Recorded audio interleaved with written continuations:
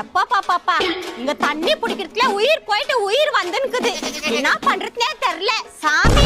ஐயோ தண்ணி வர இல்லையே, என்ன பண்றது தெரியல. இது வேற இப்படி பந்தே, இது வேற ரோட்லயே போட்டுறானுங்க, வேற நடக்கிறது கூட வழி இல்லாம. கொஞ்சம் தண்ணி குடுமா பாப்பா. கொஞ்சம் தண்ணி நடந்துன்னு வரதுக்குள்ள கால் நோவுது. ஒரு தவளை தண்ணி பிடிக்கிறதுல உயிர் போகுது. உங்களுக்கு ஒரு ஜெக்கு வேணுமா? போய் இந்த வாயை முடிக்கினே. ஐயோ இது ஒண்ணப்பா.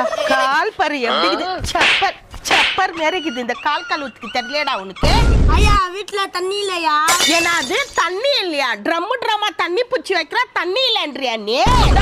ஒரு தோலை தண்ணி குடுமா தார. ஓ மரியாதையா சொல்றேன், வள்ளி விட்டுருங்க. சும்மா டென்ஷன் படுத்தாதீங்க.